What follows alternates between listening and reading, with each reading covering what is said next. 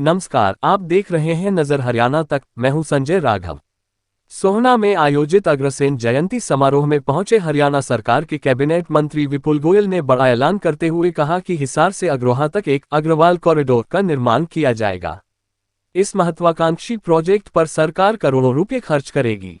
सोहना में अग्रसेन जयंती के अवसर पर आयोजित एक भव्य कार्यक्रम में कैबिनेट मंत्री विपुल गोयल ने अग्रवाल समाज के योगदान की सराहना करते हुए कहा कि यह समाज न केवल व्यापार में बल्कि सामाजिक नेतृत्व में भी अग्रणी रहा है। मंत्री ने घोषणा की कि हिसार से लेकर अग्रोहा तक अग्रवाल कॉरिडोर तैयार किया जाएगा।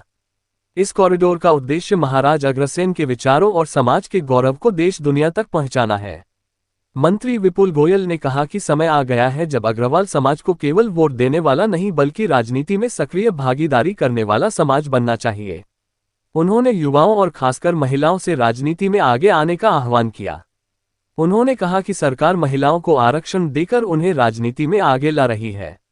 ऐसे में यह जरूरी नहीं कि हर कोई चुनाव लड़े, लेकिन समाज को अपने संपर्क और प्रभाव से राजनीतिक रूप से सक्रिय भूमिका निभानी चाहिए।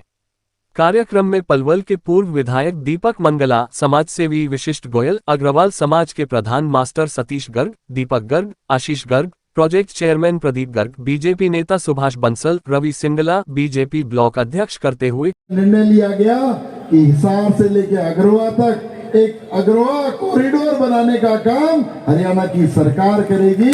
अग्रवाल समाज को सम्मान देने का काम हरियाणा की सरकार ने किया।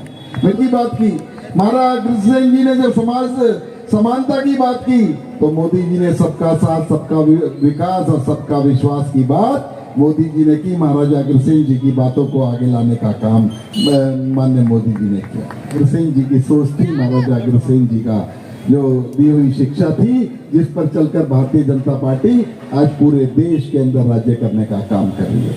हम सब लोग राजनीति से दूर हो जाते हैं, राजनीति में अपना विश्वास नहीं दिखाते। बहुत सारे लोगों से बात होती है, कहते मंत्री जी हमारा काम तो व्यापार करना है, हमारा राजनीति से क्या लेना देना।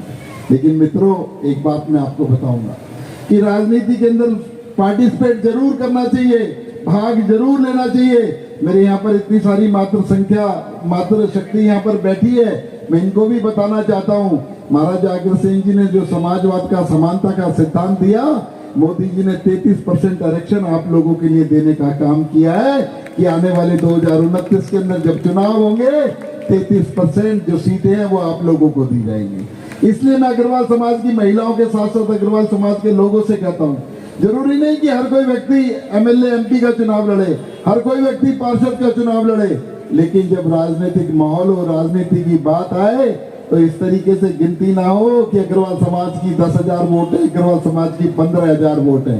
क्योंकि अग्रवाल समाज एक ऐसा अग्रणी समाज है जो समाज को दिशा देने का काम करता है, समाज को आगे ले जाने का काम करता है। क्योंकि एक एक दुकानदार के पास भी अगर जाओगे 5-5, 10-10 लोग काम करते हैं और कम से कम 1,000 या 500 या 100-200 लोग उनकी बातों पर चलने का काम करते हैं। जब राजनीतिक बेला आए, जब राजनीतिक माहौल हो तो हमें अपनी शक्ति दिखानी चाहिए।